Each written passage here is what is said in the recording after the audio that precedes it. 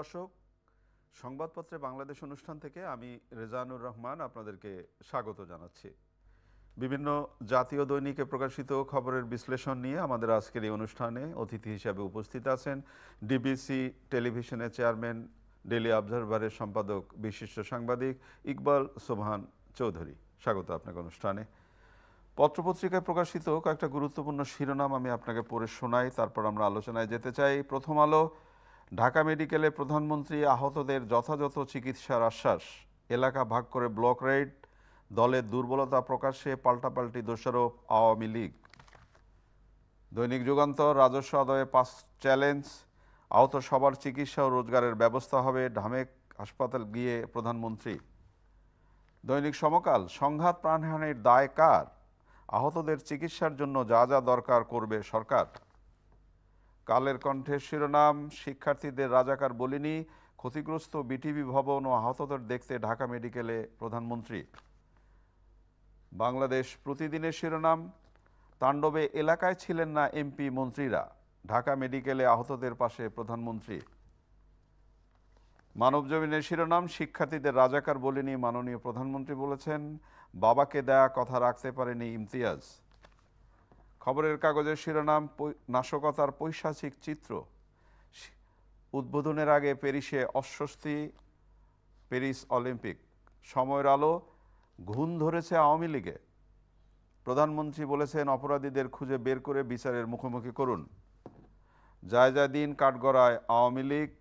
কালবেলার শিরোনাম, বিএনপি বিরোধী নেতারা ফের গ্রেপ্তার আতঙ্কে। দৈনিক জনকণ্ঠ, সাংগঠনিক দুর্বলতা, তাণ্ডব মোকাবিলার ব্যর্থতা নিয়ে সমালোচনা আওয়ামী লীগের তৃণমূল নেতাদের। আপনি শিরোনাম শুনলেন, আমরা যদি প্রথমে একটু আলাপ করি যে দৈনিক সমকাল যে হেডলাইনটি দিয়েছে, সংঘাত প্রাণহানির দায় কার। এখানে ওবায়দুল কাদের বলেছেন যে আমাদের সাধারণ শিক্ষার্থীদের বিরুদ্ধে দাঁড় করানো সফল হবে না। মির্জা ফখরুল বলেছেন মানুষের আন্দোলনকে ভারত ও চীন সমর্থন দেবে বলে আশা করি। জিএম কাদের বলেছেন যে শিক্ষার্থীদের আন্দোলনের সামনে পেছনে কেউ নেই, বৈষম্যের বিরুদ্ধে নেমেছে মানুষ।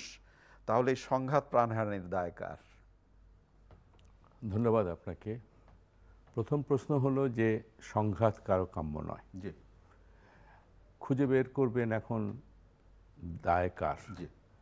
কিন্তু প্রশ্ন থেকেই যাবে, দায় জারি হোক, আজকে প্রমাণিত হোক, চিহ্নিত করা হোক, এই সংঘাতে যাদের প্রাণহানি হয়েছে এবং রাষ্ট্রের সম্পদ যে বিনষ্ট হয়েছে, সেটার জন্য তো যারই দায় থাকুক তাদেরকে কাঠগড়ায় দাঁড়াতে হবে, জাতির মুখোমুখি দাঁড়াতে হবে। এবং এখন হয়তো সরকারের দিক থেকে সরকার হয়তো বিশ্লেষণ করার চেষ্টা করবেন প্রশাসনে কোনো দুর্বলতা ছিল কিনা। সরকারি দল হিসাবে আওয়ামী লীগ চিহ্নিত করার চেষ্টা করবে যে তাদের সাংগঠনিক কোনো দুর্বলতা ছিল কিনা। কিন্তু যতই এই দুর্বলতা থাকুক না কেন, এই দুর্বলতার কারণের জন্যে আন্দোলন হয়তো দীর্ঘায়িত হতে পারত, কিন্তু সেটি সহিংসতার রূপ নেওয়ার তো কোনো কারণ নেই। আপনি কেন এই প্রাণহানি হলো, কেন সুপরিকল্পিতভাবে এই রাষ্ট্রীয় সম্পদের উপরে আঘাত আনা হলো, ধ্বংস করা হলো, এটা তো অন্য একটি উদ্দেশ্য ছিল। আমাদের শিক্ষার্থীরা কোটা বৈষম্যের জন্য আন্দোলন করেছিল, তারা শান্তিপূর্ণভাবে আন্দোলন চালাচ্ছিল। একটি পর্যায়ে যখন এর সাথে রাজনৈতিক সংশ্লিষ্টতা বা সম্পৃক্ততা ঢুকে গেল, তখনই কিন্তু আমরা দেখলাম একটি দলের বা দুটি দলের যারা সক্রিয় দুষ্কৃতিকারী, তারা এর মধ্যে এই আন্দোলন চলাকালে বা আন্দোলনের সুযোগ নিয়ে ফায়দা নিয়ে তাদের দলীয় সংকীর্ণ স্বার্থ সিদ্ধির জন্যে তারা এই সংঘাতের দিকে, সন্ত্রাসের দিকে তারা এগিয়ে গেলেন। এবং যার ফলে যার ভিকটিম হলো প্রায় 200-র উপরে মানুষের মৃত্যু, এবং ধ্বংস হলো আমাদের মেট্রো রেল থেকে শুরু করে বাংলাদেশ টেলিভিশন, তারপরে এলিভেটেড এক্সপ্রেস এবং বহু কিছু। এবং যদি ধরা হয় যে এই যে সন্ত্রাস করা হলো তার মধ্যে একটি জায়গাতে বিএনপি, জামাত বা শিবির তারা একটি জায়গাতে আন্দোলন একটি পর্যায়ে তারা বললেন শুধু সংস্কার আন্দোলন করলে চলবে না, শুধু সংস্কার আন্দোলন করলে চলবে না, এখানে দেশের পরিবর্তন আনতে হবে। তো সরকার পরিবর্তনের বা সরকার পতনের আন্দোলন করার অধিকার বিরোধী দলের আছে, তারা করতে পারে। জনগণ যদি তাদের সাথে থাকে এবং আন্দোলন যদি তারা বেগবান করতে পারে, সেখানে কি হবে সেটা। কিন্তু সরকার পতনের আমাদের বিশেষ করে সংসদীয় গণতন্ত্রে সরকার পতনের একটিমাত্র পথ, সেটি হলো নির্বাচন। কিছুদিন আগে নির্বাচন অনুষ্ঠিত হয়েছে, তারা নির্বাচনে অংশগ্রহণ করেননি। সরকার পরিবর্তনের যে সাংবিধানিক পদ্ধতি, সেই পদ্ধতিতে তারা অংশগ্রহণ করেননি। এখন এই আন্দোলনকে কেন্দ্র করে তারা সারা দেশে ধ্বংসযজ্ঞ চালিয়ে তারা ক্ষমতায় কিন্তু সরাসরি যাওয়ার কোনো সুযোগ নেই।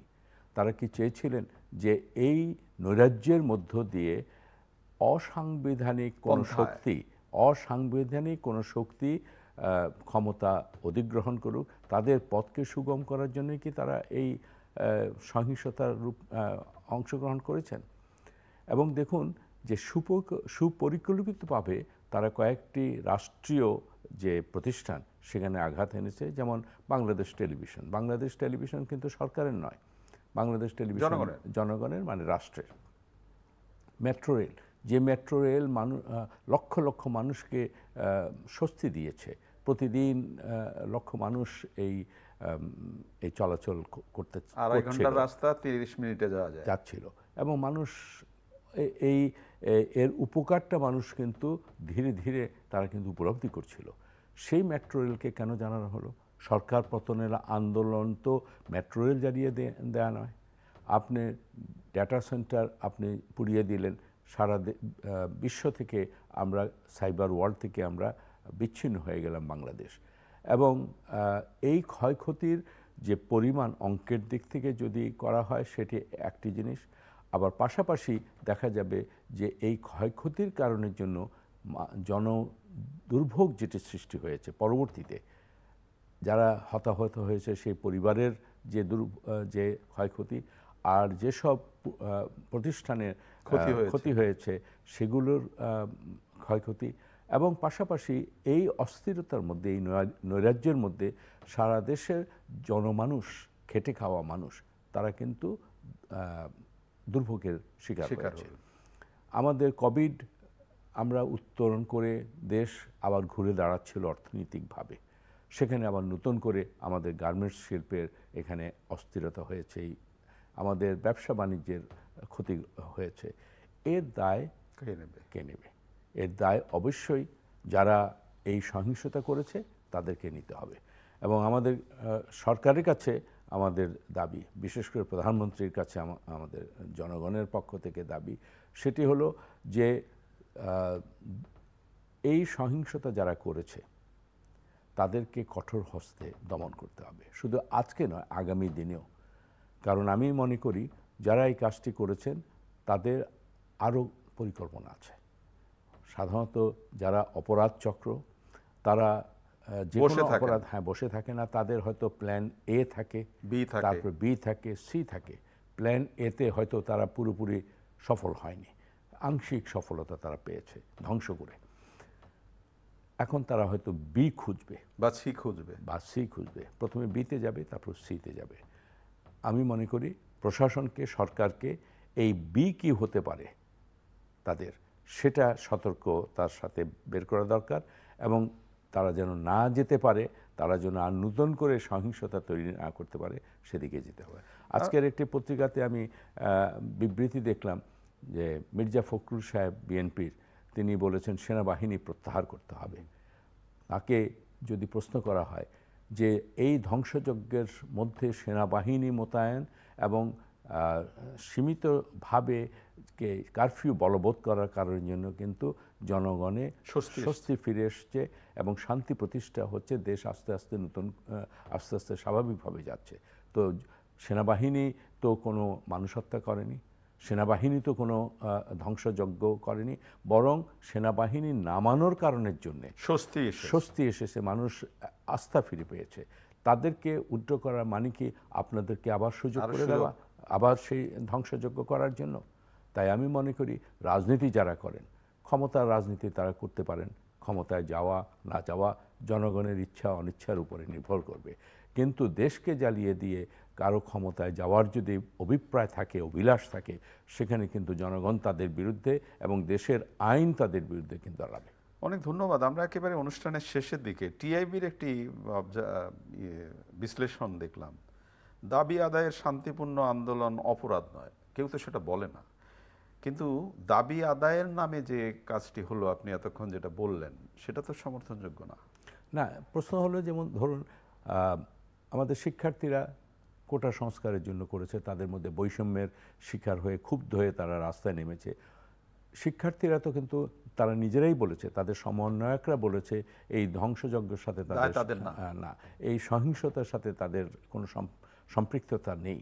তাহলে প্রশ্ন হলো যে শিক্ষার্থীদের আন্দোলনকে আপনি কেন রাজনৈতিক রূপে টেনে নিয়ে গেলেন, এবং রাজনৈতিক আপনার দুষ্কৃতিকারীরা সেখানে কেন এই সহিংসতা করলো? তাহলে টিআইবিকে আজকে প্রশ্ন করা উচিত যে যারা এই শিক্ষার্থীদের শান্তিপূর্ণ আন্দোলনকে যারা সহিংসতার রূপ দিয়েছে তাদেরকে কন্ডেম করা উচিত, তাদেরকে নিন্দা করা উচিত, তাদের বিচার চাওয়া উচিত টিআইবির। আমি মনে করি যে এই হতাহত এবং এই ধ্বংসযজ্ঞের দায় কাউকে না কাউকে নিতে হবে। অনেক অনেক ধন্যবাদ আপনাকে। প্রিয় দর্শক, আমরা যে বিষয়গুলো নিয়ে আলাপ করলাম আপনারা নিশ্চয়ই শুনলেন। এই যে অস্থিরতা, অরাজকতা, এর পরিসমাপ্তি দরকার এবং অবশ্যই দোষী ব্যক্তির শাস্তি হওয়া দরকার, না হলে অপরাধ কখনো দমন হবে না। আমরা একটা সুন্দর সকালের অপেক্ষা করি, সুন্দর বাংলাদেশ, এবং বাংলাদেশ এগিয়ে যাক, প্রিয় মাতৃভূমি।